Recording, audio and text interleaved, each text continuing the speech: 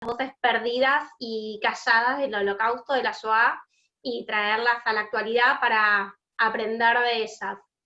En esta ocasión nosotros decidimos hablar de los justos entre las naciones, la vida para el otro. ¿Por qué? Porque a partir de ahora vamos a descubrir la historia de la Shoah, a partir de estas historias de las personas que arriesgaron la vida por el otro. Cuando hablamos de arriesgar la vida, ¿a qué nos referimos? Muchas veces nos preguntamos. El arriesgar la vida en este sentido era arriesgar todo. ¿Por qué? Porque era dejar de lado sus rutinas, sus costumbres, pasar a mantener a una familia o una persona, ¿sí? Y estar todo el tiempo viviendo con miedo, de ser delatados. Entonces, estas personas que arriesgaron su vida cumplieron un rol fundamental, porque dejaron de ser meros espectadores a ser protagonistas. Hay una frase que es muy conocida que dice, había gotas de amor en un océano de veneno. Es esto, o sea, frente a todas las injusticias, frente a lo que estaba pasando, ellos decidieron cambiar la historia, ayudar, que no era algo común en esos momentos, y arriesgando su vida. Por eso es que vamos a hablar hoy de esto.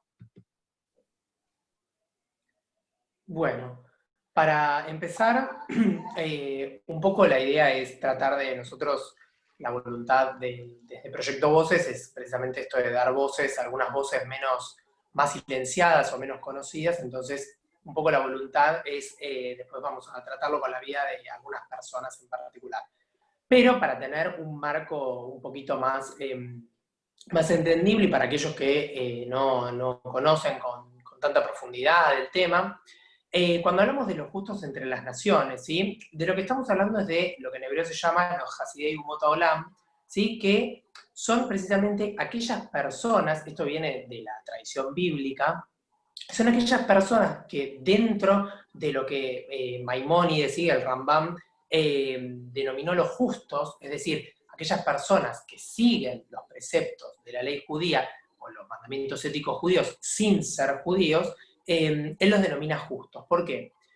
Porque tal vez el principio de la justicia, ¿sí? Cuando hablamos de justicia nos referimos a la justeza, al accionar ético, es decir, a la transmisión de valores a lo largo del tiempo, a lo que en realidad nos estamos refiriendo es precisamente a esta capacidad de las personas de dejar de lado sus intereses y sus intenciones particulares para, en realidad, formar parte de un colectivo, ¿sí? Los Justos entre las Naciones en realidad es una condecoración que entrega el Estado de Israel. Esto surge en 1955. Rachel Auerbach propone, ¿sí?, a la planta de Yad Vashem la posibilidad de generar un reconocimiento para aquellas personas que no decidieron pasar por la vida de manera impasible, para aquellas personas que decidieron tomar una acción particular y poniendo en riesgo su vida y la de su familia, poder desarrollar, ¿sí?, una acción contraria al colaboracionismo. Esto dentro de la lógica de Yad Vashem se inscribe en realidad, y esto es parte fundacional del tríptico que desarrolla Yad Vashem, esto en realidad lo que tiene por sentido es precisamente oponerse y entender la importancia de la oposición de el justo frente al colaboracionista y a lo que en la lógica de Yad Vashem se llama el bystander o el observador, ¿sí? Ahora bien, este también, por otro lado, tiene que ver con otro concepto en hebreo también que se habla mucho, que es el tema de la venganza, ¿sí? La venganza es otro de los conceptos fundamentales y muy fuertes que se trabajaron, y hay grandes desarrollos al respecto y otras vías muy interesantes, como Sabakov, etc. Pero lo que tenemos acá como un agregado, como un aditamento, es precisamente que lo que se busca es el agradecimiento, el reconocimiento de la justicia, a diferencia de poner en evidencia a aquellas personas que obraron contrarias a la ley, contrarias a los mandatos morales, contrarios a la ley judía, ¿sí?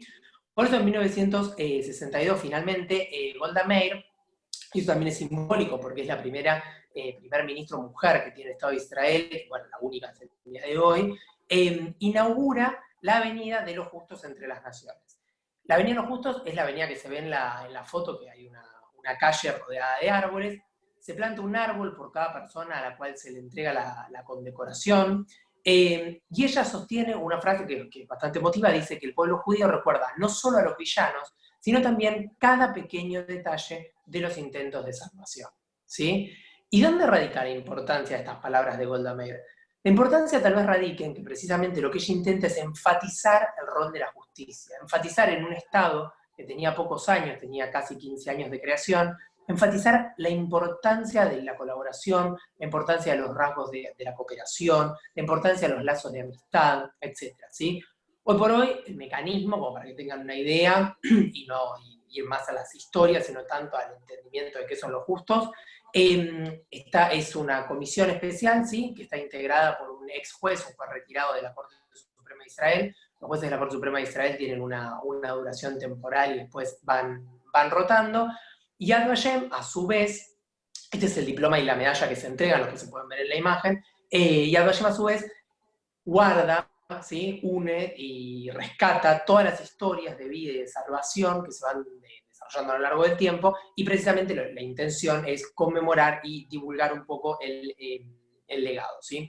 Ahora vamos a ver en la siguiente imagen, hay una clasificación que generalmente se usa en torno a los dilemas. ¿A qué dilemas? Bueno, a los dilemas que se enfrentaron los justos, porque sería bastante pueril pensar que los justos no se hayan enfrentado a necesidades, a dificultades, a complejidades, ¿sí? Entonces, hay como 5 grandes rasgos o 5 grandes tipos de dilema a los que se enfrentaron. Y esta clasificación también la sostiene Yad Vashem, ¿sí? Por un lado, la separación familiar, la ruptura de los vínculos, de los lazos personales y el arriesgar la ruptura de esos vínculos.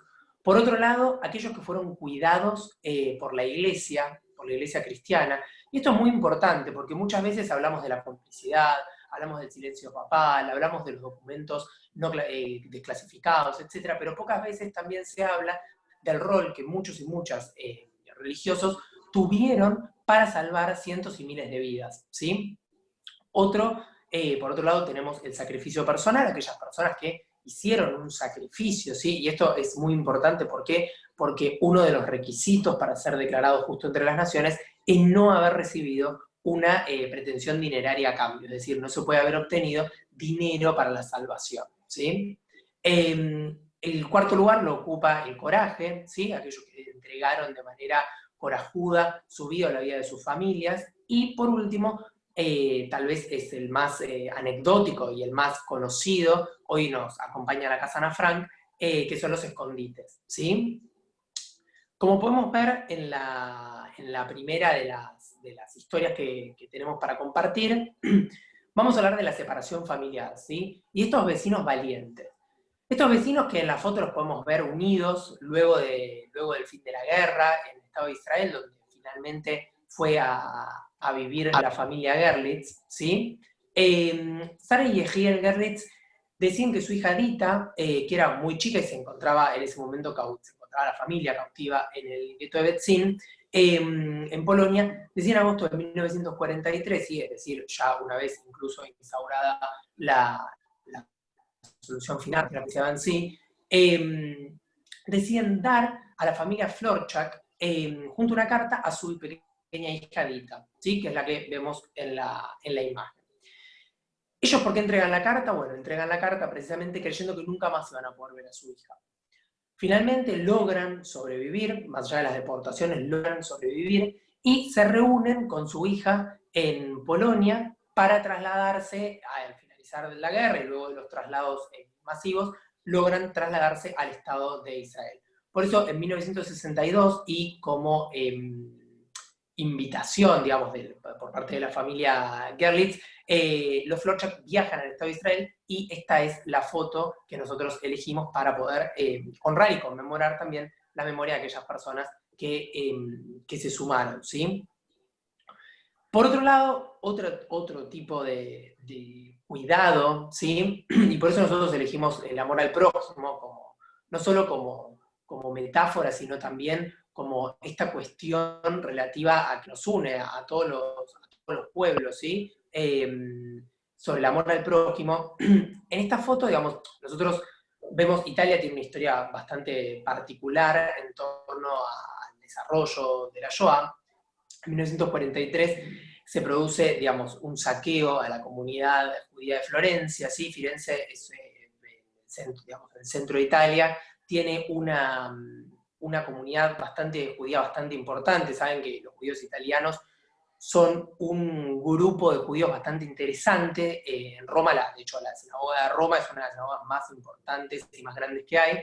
¿Por qué? Porque precisamente los judíos italianos se autodefinen como italianos y judíos, ¿sí? Ellos dicen que para ser un verdadero romano hay que tener 7 generaciones en Italia, y son de los pocos pobladores de la península itálica que tienen efectivamente sus 7 generaciones, ¿sí? Entonces son lo que los italianos llaman los verdaderos italianos, por eso la comunidad judía tiene un rol tan importante, ¿sí?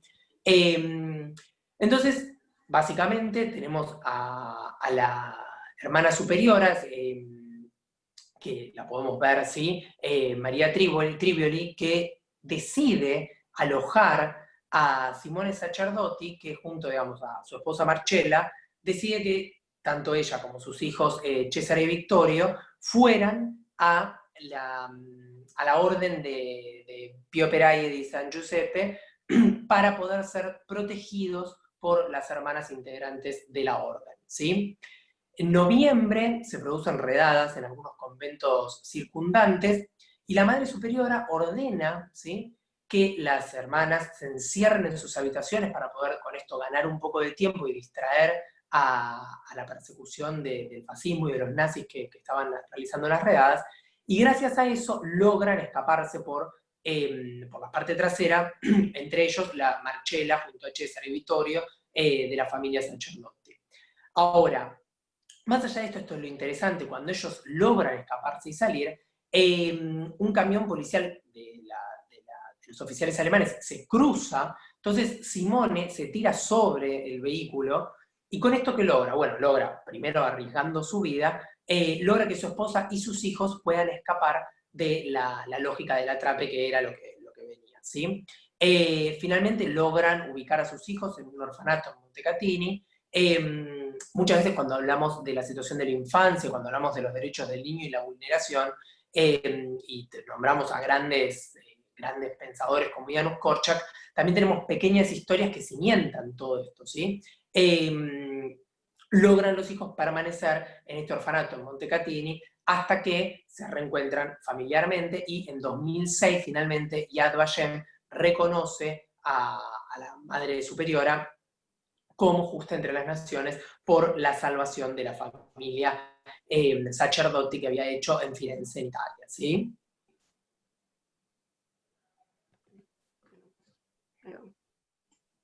Bien, vamos a hablar del sacrificio personal, en este caso de los campesinos valientes, ¿sí? Cuando hablamos de sacrificio personal, hablamos de lo que decíamos antes, de dejar su vida un poco de lado para el cuidado del otro. Este fue el caso de la familia Ullman, ¿sí?, que vivían en el campo. Él era granjero, eran campesinos, y se vieron muy conmovidos por el fusilamiento de sus vecinos judíos en 1942. A partir de esto, ellos quedaron muy mal y vino una familia, ¿sí?, a pedir que les dé asilos. Ellos no lo dudaron por ningún momento de darle asilo y cuidar de ellos, pero para eso, ¿sí?, le tenían que llevar comida, y también no podían realizar sus rutinas diarias. ¿Por qué? Porque no podían invitar a la gente a su casa, porque tenían gente escondida, entonces vivían con miedo todo el tiempo. Lo que pasó es que era un pueblo muy chiquito y todos se conocían, y llamó la atención lo que ellos estaban haciendo y los delataron. En la noche del 23 y 24 de marzo, policía alemana llega a la casa de ellos, asesina a toda la familia judía y después a la familia Ullman. Esto sirvió como un ejemplo para todos los campesinos, como un sacrificio y la tortura que le hicieron, ¿sí?, a la familia, para demostrar que el que cuidaba a un judío o escondía a un judío iba a tener las mismas consecuencias. Es a eso cuando nos referíamos al principio de dar la vida por el otro. En este caso lo dieron. En el 95 sí son declarados justos de las naciones los dos. La próxima historia del coraje desafiante, hablamos de algo totalmente diferente. Jean Philippe era un policía que era el jefe de policías, para decirlo más claro, ¿sí?, que tenía su misión de cuidar a la gente, pero también a partir de 1943 le exigen que tiene que entregar una lista de todos los judíos de su distrito. Él ya venía ayudando a los judíos de manera clandestina, pero cuando le dan esta orden, él decide renunciar a su cargo porque él no es capaz de entregar la lista de todos los judíos. Cuando renuncia a su cargo, clandestinamente sigue ayudando a un montón de judíos, y gracias a él se salvaron muchas personas, y en 1944 es arrestado y es fusilado por todo lo que hizo. En el 95 también es reconocido como Justo de las Naciones. Y la última historia, y la más conocida, es la de Nitz Gibbs, ¿sí? La mayoría de ustedes la deben conocer como una de las Justas de las Naciones porque ayudó a la familia Otto Frank. Vamos a centrarnos un poco en ella. Ella nació en Viena, de muy chiquita la familia queda muy mal después de la Primera Guerra Mundial y la mandan con una campaña a Holanda, al cuidado de otra familia. Ella con esta familia se sientan muy bien y van a Ámsterdam. Ella decide quedarse con esta familia, desarrolla su vida tranquilamente, hasta que empieza a trabajar en la fábrica de Otto Frank. Ahí es la secretaria, la mano derecha, cuando la situación en Holanda, en Ámsterdam, se vuelve más complicado por la llegada de los nazis y luego por las leyes que empiezan a aplicar. Como todos saben, Otto Frank decide empezar a construir la casa de atrás, que vendría a ser en su fábrica, en la parte de atrás, hacer un escondite para su familia. En su primer momento él lo piensa para su familia, luego va a haber más personas viviendo ahí. Cuando le llega la citación a su hija Margot de que se tenía que presentar, él no duda por un momento en esconderse, bajo la ayuda de diferentes personas, entre ellos Mips, que es la que va a ser la que tiene que darle la comida, ¿sí? La que lleva la comida, y también la que se encargaba muchas veces de llevar diarios y revistas para entretener a los que estaban escondidos, porque no era fácil estar escondido, porque en la fábrica abajo se trabajaba y nadie podía saber que ellos estaban, entonces durante el día no podían hacer ningún tipo de ruido, tenían que quedarse quietos. Entonces esas revistas que ellos llevaban, de alguna manera era un aire de libertad frente a todo lo que estaba pasando. ¿Qué es lo que va a pasar si alguien los delata? No se sabe bien quién es lo que los delatan, y se llevan a todos los que estaban escondidos a diferentes campos. Como ya sabemos cómo termina la historia, sí, el único que sobrevive es Otto Frank, que finalizada la Segunda Guerra Mundial, el Holocausto, vuelve otra vez a Ámsterdam a pedir ayuda a Mips y a su marido. Ellos sin lugar a dudas se la dan. Durante 7 años él está viviendo en su casa. Mips, cuando fueron todos llevados, ¿sí? Cuando se descubrió el escondite, ella al día siguiente va a lo que era la casa de Ana Frank, ¿sí? Y ve a ver qué puede guardar de ahí, y encuentra en el piso el diario de Ana Frank. Y ella lo guarda. Cuando viene el papá, Otto, también lo sigue guardando, porque ella no se lo quería dar a él, ella se lo quería dar a Ana Frank. Pero como cuando se enteran ya que Ana Frank y Margot murieron, decide dárselo al padre. El padre obviamente que sabía que ella estaba escribiendo ese diario, porque él fue el que se lo regaló. No sabía quizás su deseo tan ferviente de ser periodista, ni cómo podía transmitir las cosas. Y ahora nosotros queremos compartir con ustedes, a ver si la tecnología nos deja, un video en el cual Mips cuenta, ¿sí?, cómo fue esto de entregarle el diario a Otto Frank. Si no funciona, lo tenemos también, esperen un segundo, que puede pasar esto. Ahí estamos. Vamos a verlo de acá. Abajo está la traducción. Ik sorteerde altijd de post op kantoor en die bracht ik dan naar hem. En ik sorteerde en ik gaf hem alvast wat ik had. Hè. En hij nam. En ineens werd het ijzig stil. Je kunt het niet verklaren. Een stilte die toch spreekt. Hè. En ik keek op. Hij was krijtwit. En hij gaf me die brief. Hier. Esperen. Romina, se escucha el audio, pero el video no avanza. Ahí me está diciendo eso Tomás, justamente. Sí, ya me di cuenta. Vamos otra vez, esperen un minuto. Son cosas que pueden pasar, ya lo estoy solucionando. Esperen un segundo. Minuto, Perdón. Ahora vamos a ver el video que estábamos escuchando, pero lo vamos a ver también.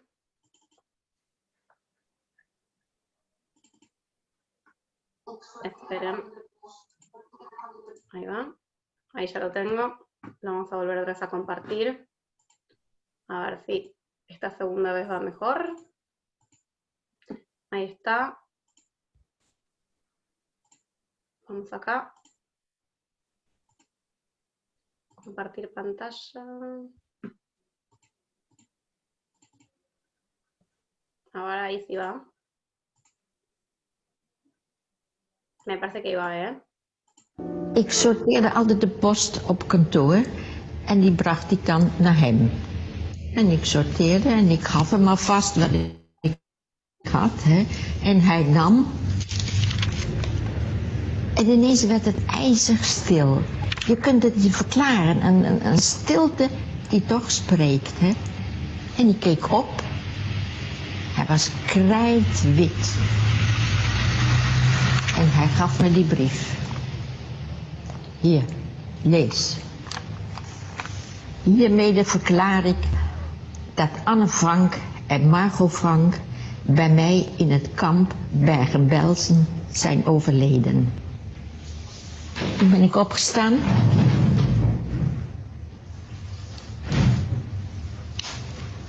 Ik heb de la opengemaakt van het bureau.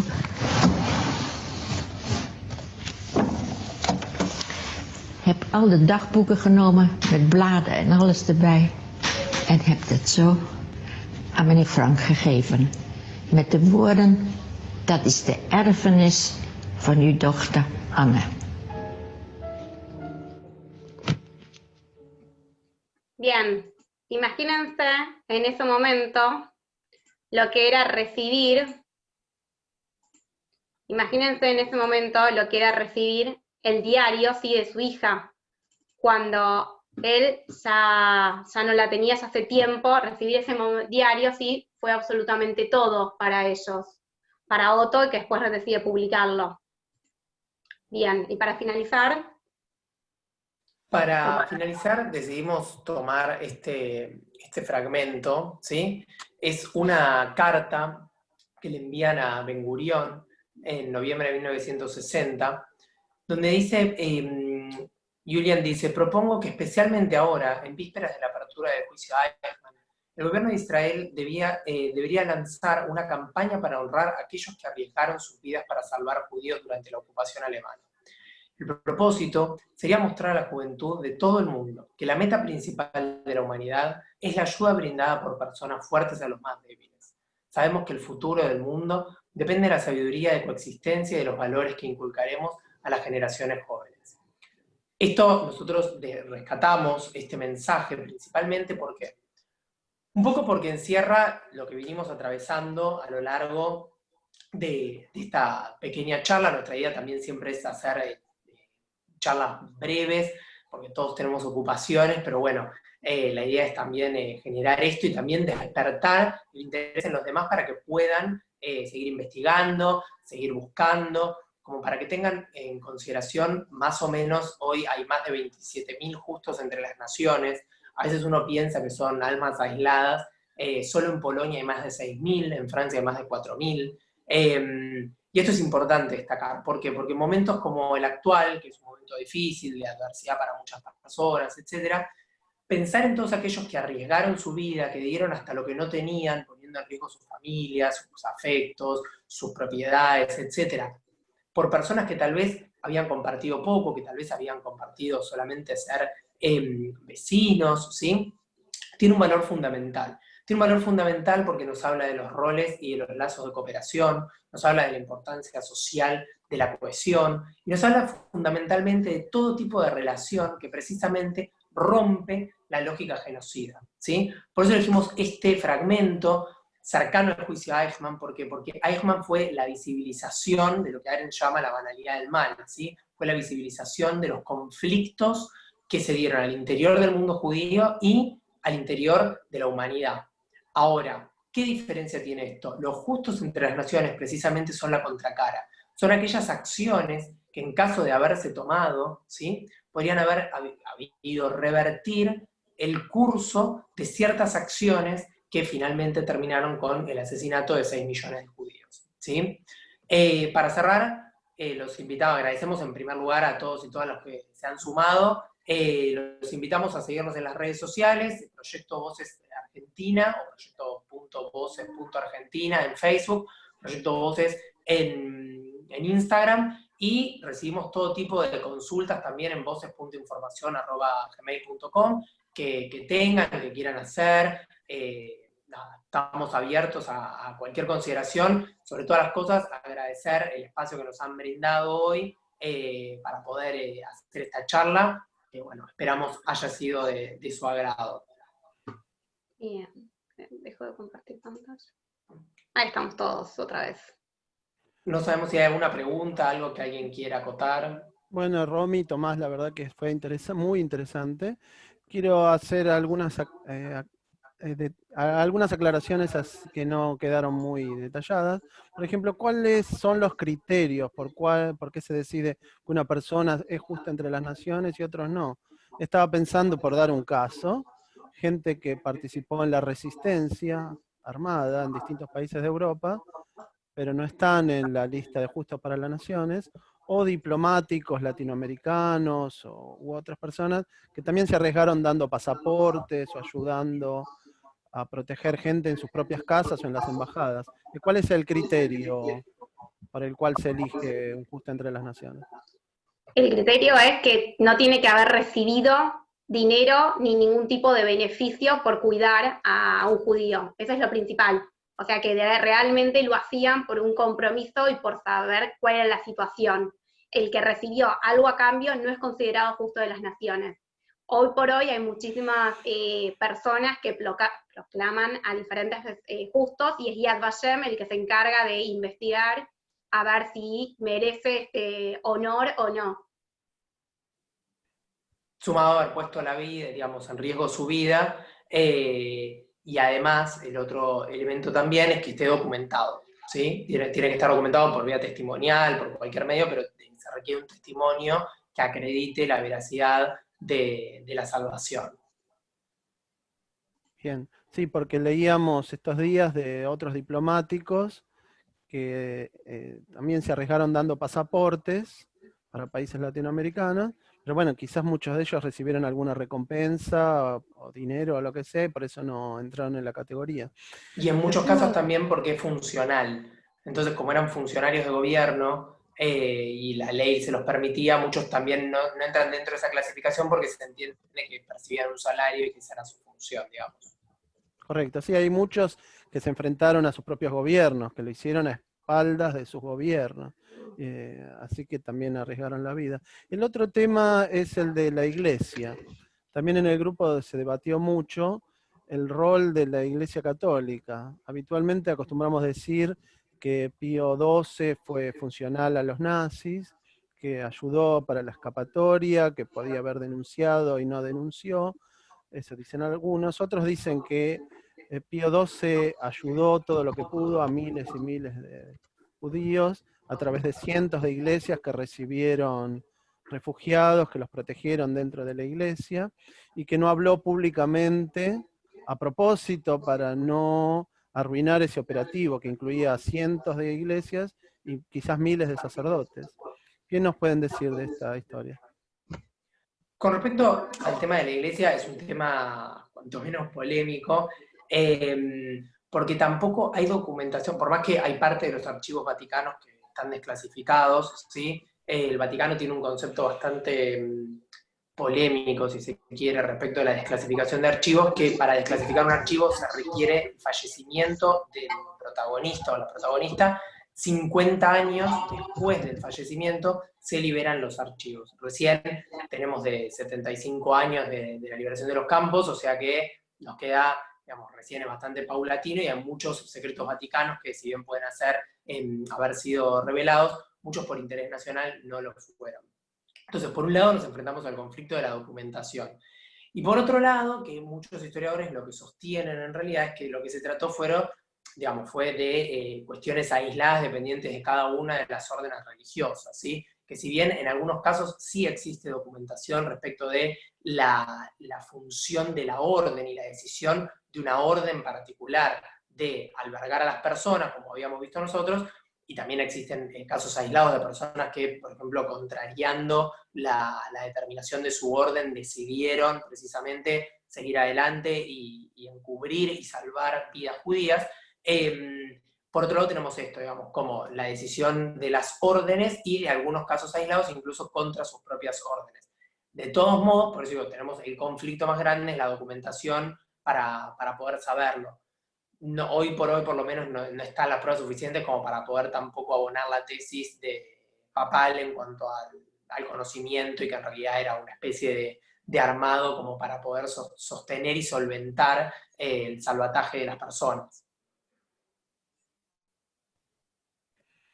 Bien, ¿qué información nos pueden dar de gente de Latinoamérica que figura como justos entre las naciones?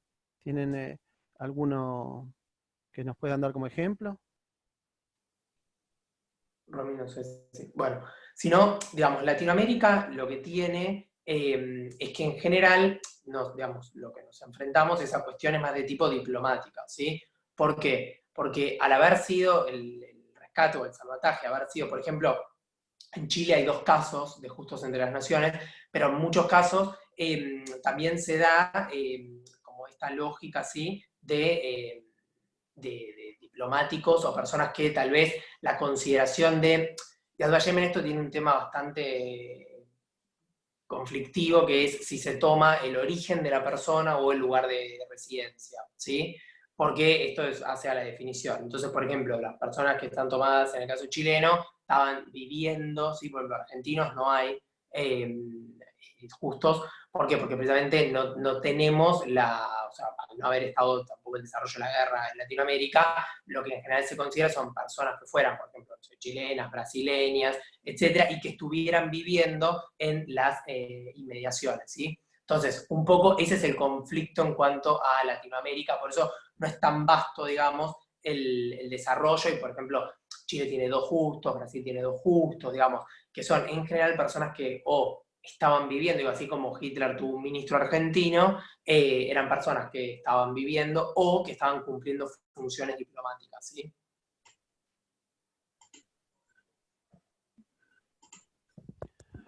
Bien, ¿y qué tipo de reconocimiento reciben los justos? ¿Qué se pone una placa en Yad Vashem? ¿Se hace un acto? ¿Cómo funciona? Si están vivos o a él o a la familia, se los invita, y en un acto se les entrega la medalla y el diploma de honor también. Es una forma de hacerlos partícipe de todo, y se planta un árbol en nombre de ellos. Lo que iba a ser en un momento una avenida de los justos, hoy por hoy, si ustedes van a recorrer todo lo que es Yad Vashem, que es lo que yo siempre digo, o sea, Yad Vashem, la mayoría de gente va a lo que es el museo histórico, pero si uno empieza a recorrer Yad Vashem, tenés todos los memoriales, tenés el Valle de las Comunidades, está el Instituto de Investigación, la Escuela de Formación, y todo está rodeado por estos árboles que fueron plantando a lo largo de los años, y los reconocimientos que dieron. Es un reconocimiento de, como, no sé, la Argentina tiene la Orden de General San Martín, es un reconocimiento estatal, público y honorario. Si acá me están contando en el chat, y ya me lo habían dicho en esta semana, vale la pena investigarlo, es que en la provincia en la ciudad de Santa Fe hay un museo específico que honra a los judíos, a los justos entre las naciones. Así que si alguien conoce del tema, me contó gente que estuvo ahí y que es muy valioso.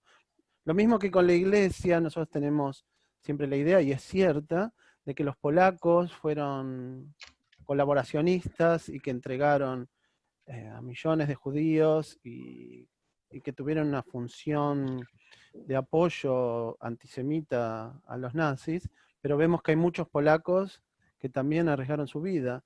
¿Qué pasaba cuando ellos eran descubiertos? Y en muchos casos, en muchos casos directamente los mataban, como fue los 2 casos que nosotros mostramos. Era esto que nosotros marcamos al principio, o sea, ser un justo de las naciones, que fue el reconocimiento que después se les dio, pero el arriesgarse a cuidar y a hacer pasaportes falsos o documentos falsos, era un arriesgarse totalmente. Ellos no sabían a qué se iban a cuáles iban a ser las circunstancias, ¿sí? Pero tenían que dejar de lado a veces su vida por el cuidado del otro, porque, a ver, los podían matar o no, pero ellos no podían salir de las casas, tampoco tranquilos, porque siempre tenían el miedo de ser atrapados o delatados, pero pese a eso preferían correr ese riesgo porque no estaban de acuerdo con lo que estaba pasando, y era una manera de rebelarse e intentar resistir cuidando a uno, dos, tres o a una familia de judíos. La pena era la pena capital, la que estaba ordenada por encubrimiento, y como precisamente justo es interesante también esto que preguntás, Raúl, porque digamos, de los 6 millones de muertos polacos durante la guerra, 3 millones son judíos, pero 3 millones no son judíos. Y a veces también Polonia, si bien tiene algunas legislaciones cuanto menos polémicas y desafiantes en los últimos años respecto a la construcción de memoria, unas cosas interesantes también es rescatar el valor de los 1000 años de vida judía, ¿sí? Que tiene Polonia antes del Holocausto, ¿sí? Polonia tiene 1000 años de vida judía. Entonces es un valor intrínseco eso también para rescatar. Por eso digo, Polonia es el país con más justos también. Y ostensiblemente mayor en número, es casi 7000 el número de justos, contra países como Francia que tienen 4000, digo, es casi el doble. Un capítulo aparte es los operativos que hubo de rescate de niños, porque hubo distintas agrupaciones, organizaciones que se ocuparon de rescatar a niños que quedaron huérfanos sin sus padres. Algunos terminaron a través de Italia, llegaron a Israel, otros llegaron a Londres, a distintos lugares. Eso fue un operativo de distintos países. Y el otro tema son los chicos que fueron dados a conventos o a familias cristianas y fueron criadas como cristianos, y muchos años después descubrieron su origen. ¿Qué nos pueden contar de esto? Sí, yo por lo menos tuve la oportunidad de escuchar y estar varias veces con Mónica Davidovich, que cuando cuenta su historia, es la historia de una nena que era muy chiquita y que no sabía bien cuál era lo que había pasado en su vida cuando ella era aún más chica, y ella dice que es hasta el día de hoy que ella sigue encontrando cosas de sus pasados. O sea, era muy difícil. Aparte, había familias que se habían encariñado de verdad con los chicos y que no los quería devolver, otros que sí, no era que era tan fácil, es lo que nosotros muchas veces hacemos mención también, que la Shoah fue un proceso en el cual hubo un antes, un durante y un después. El antes era cuando los judíos vivían tranquilos, felices, convivían con los no judíos, ¿sí? El durante, bueno, es obviamente los guetos, la solución final y todo lo que ya sabemos. Y ahí también empiezan a actuar los justos de las naciones, y el después es cuando se conmemora, pero cuando se termina lo que es el holocausto, se conmemora los justos, ¿no? Cuando se termina lo que es el holocausto, no es que se abren las puertas y te dicen, ay, sí, vos que sobreviviste te voy a dar todos los beneficios, o vos que no sabes cuál es tu familia o no la podés encontrar, te hacemos la vida más fácil. No, en muchos casos muchos niños iban después a orfanatos o a lugares para que los cuiden, y los padres también cuando sobrevivían iban a buscarlos. En el caso que nosotros tratamos, la familia se lo entregó, otras familias no los querían entregar. Entonces también había hay un kid importante, o sea, una situación importante en el después. ¿Qué pasa en el después con los chicos? ¿Quién se hace cargo? Si viene la familia, vienen los tíos, ¿quién tiene el derecho para actuar sobre ellos? Yo creo que un ejemplo muy claro es, ahora se me viene a la cabeza justamente Mónica Davidovich cuando da su testimonio. Sí, sí, Diana Wang también tiene una asociación de niños de la Shoah que también son gente que ahora son mayores, pero vivieron esas épocas tratando de sobrevivir, y muchos de ellos habían perdido a sus padres, ¿no? Acá, por ejemplo, Sí, de me hecho, Diana comentan... sigue buscando a su hermano, digamos, que no saben cuál es el paradero. Zenu, si no recuerdo mal el nombre del hermano. Sí, un caso que también lo discutimos en el grupo, vale la pena, lo vamos a recuperar, es de llegó a ser cardenal de la Iglesia Católica en París, Jean-Marie Lustiger. Fue cardenal de la Iglesia Católica y fue incluso, le decían, candidato para papa, y él era descendiente de una familia judía que lo entregaron a una familia católica que lo cuidó como católico, y luego hizo el sacerdocio, y llegó a ser cardenal de Francia, de París, perdón, y él lo reconocía abiertamente, cuál era su origen, y tuvo una muy buena relación con el gran sacerdote o gran rabino de París. Es una historia más que interesante. Acá me comentan, por ejemplo, de un caso de José María Barreto, cónsul de Perú en Ginebra, que otorgó visas a judíos y que estaba prohibido, y él lo hizo igual aún a riesgo de su vida, ¿no? Estamos hablando de una persona de Perú. Después también hubo un caso famoso en Costa Rica, en Bolivia y en muchos países. En Argentina creo que no tenemos ninguna persona como justo entre las naciones. Era una época difícil también, porque era un gobierno más de tendencia de derecha, pro-alemana, digámoslo así.